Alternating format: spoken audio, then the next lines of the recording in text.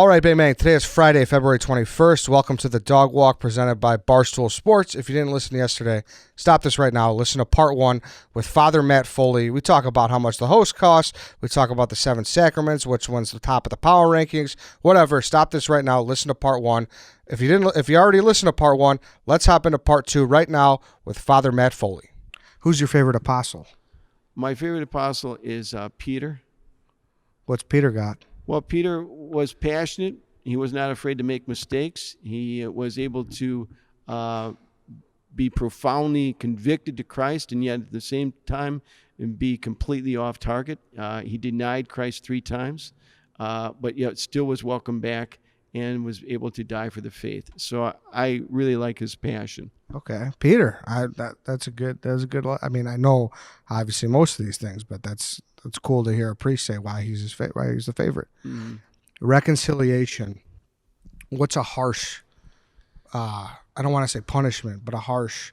You send someone back. Is it 50 Our Fathers, 100, 150? What's like, hey kid. In terms of penance, I don't like to talk too much about penance, but what I usually try to do is have the person participate in 2 things. One, in action.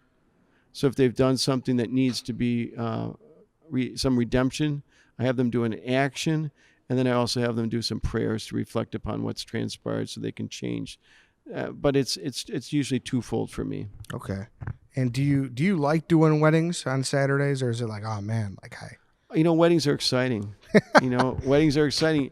To see 2 people taking this incredible leap of faith that they're going to be in love with each other, becoming one before God, is powerful. It brings a tear to my eye. It's profoundly a leap of faith.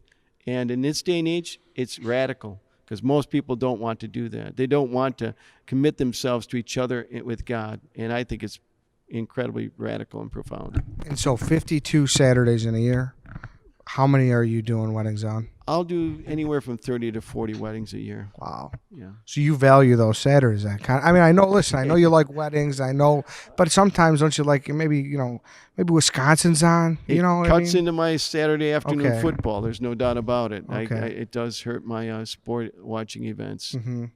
I got you. That's why I like Friday afternoon weddings too. Oh, those are nice. Yeah. Those are sweet. People don't like attending those, Father. People are like, Friday, I got to take half a day off work.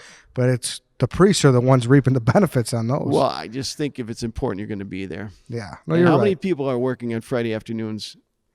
Working hard or like physically being there? Not many. Yeah, exactly. A lot of people are just physically being there. You're right. That's just a fact. Do you prefer weddings over like bingo night? Oh, yeah. We don't have bingo.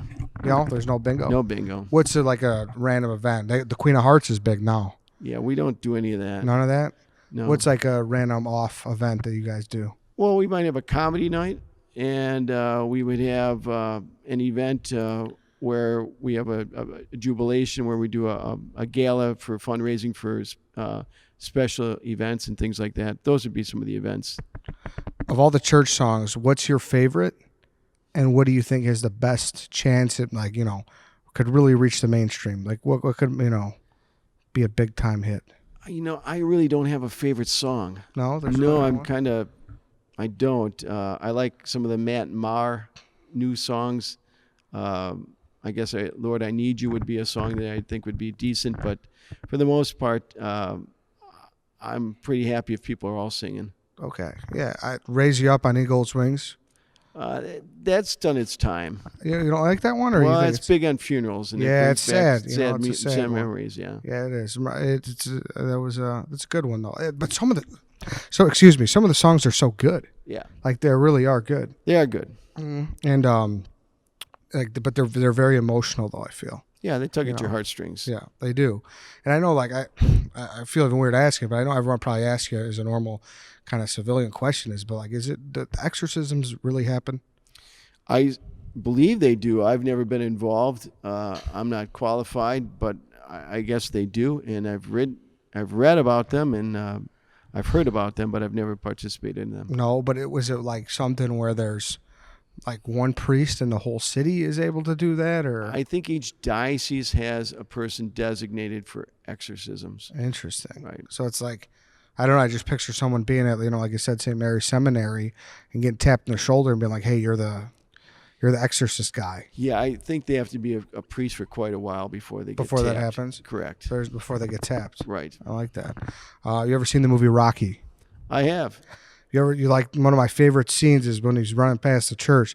Hey, yo, fight, throw down a couple blessings. I got a big fight, and the priest blessed him through the window. Correct. Anything like that?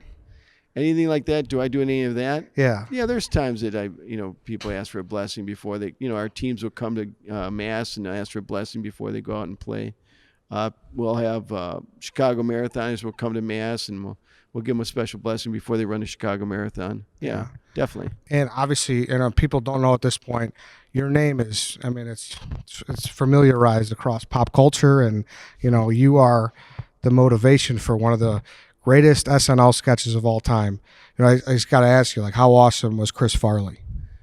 Chris is awesome. He would love this. Yeah. Chris would love being interviewed in a church because he spent a lot of time in churches. He went to daily mass. Every time I saw him when I was ordained, I would have to hear his confession. We'd always go to mass together.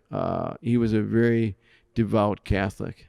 And so it is true. He went every day or every Sunday? Oh, he'd go every day if he could. Really? Oh, yeah. He'd go every day, and confession was a regular situation also. And he went closer to Second City down there, I believe he had a church? Second City would go to masses there, but even when I'd see him out at Saturday Night Live, we would go to masses over. He'd know 5 different mass schedules in Manhattan, Midtown Manhattan. He was very big on going to mass. How many times have you been to SNL? Oh, I probably go out there once or twice a season when he was on. So probably, maybe 7 to 10 times. And how cool is that? That was really cool. It's amazing to see it, the stage set up and the live action, meet all the individuals and watch them work through the week to develop the program. And it was fascinating meeting all those people and meeting the stars and hanging out with Chris. It was really cool. And I know you've told the story a million times by now, but would you mind, just for our listeners, can you tell how the story came to be? How did, the motivational speaker take on your name? Okay, so Chris was a freshman at Marquette. I was a sophomore. I was a rugby president, and Chris loved to make fun of people of authority. So I was the president, so I'd have to give speeches, and he would have some fun with that when we were playing the game. He moved to Second City on Wells Street, and I was a newly ordained guy in North Allendale at St. Agatha, and I'd come and see his show.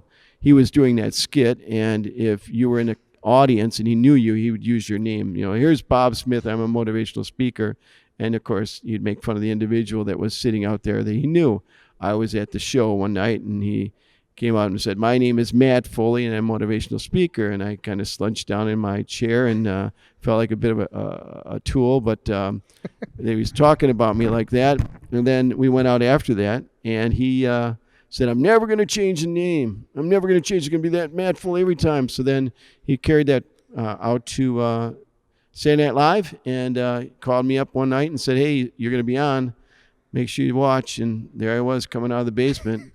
Motivational speaker. What was that like the next day at Mass? What was everyone like? Well, nobody had a clue because nobody stayed up that late to watch the show. Yeah. I did because it was my buddy on TV, but over the span of time, it became pretty well known that I was that guy.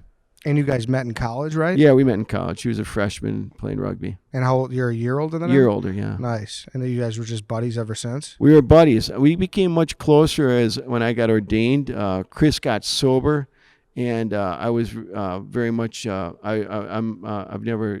I don't drink or smoke or do drugs myself. So it was we got closer because I was able to help him with some of those difficulties he had with addictions. Yeah. Are you surprised now? It's 22 years, after he's passed away. Are you surprised that he's still, everyone still loves him and everyone still talks about him?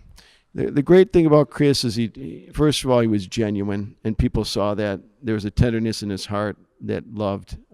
He always knew the person. He was always pulling for the underdog. So people loved that about him. And the second thing about him was that he had the ability to do things that we wanted to do, but never had the guts to do. So he would fall down in front of somebody or, drop his shorts in front of somebody or do those things. It's like, that would be really funny to do that, but I'll never do that. But Chris would do that. So that's what made him incredibly funny. He was just able to do the things that we would like to do, but Chris did it. Yeah, he never held back the punches. So No, to speak. he never did.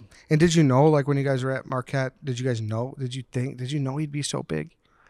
We had no idea, but he was some of the same skits he did at Marquette, same skits he did in movies and on TV. So he had a charisma you couldn't possibly deny or not pay attention to. He came into the room, and Chris was one of those guys that said, "That guy, I'm going to keep an eye on him." Yeah. And they did. He was just, you always knew him. He walked in and lit up a room kind of guy. He did. Just because he loved to make people laugh. That was his gift. Which of his movies do you enjoy the most? I suspect Tommy Boy, because it's probably more somewhat biography of him of sorts. Did you see the Sandler song that he released? Oh last yeah, year? it was What did great. you think? It was pretty good, right? Oh, it was powerful. It was powerful. It was great, and he nailed it. He would drink all night and then get up in the morning and go to mass. Yeah, it was a tearjerker though, man. It was honestly just, but it was a great song though. It was great. Yeah. Father, thanks for doing this. Is there anything I kind of didn't get to here? Anything you wanted to talk about? No, I think you covered pretty much everything. Cover it all. Is this okay, Father? I was just kind of, You're okay. All right. I think I'll still be in all right standing. They won't kick me out yet. All right. Thank you very much, Father Matt Foley. I really appreciate you doing this. You bet. My Nice. pleasure. All right. That's it for today, everybody. We'll catch you next time.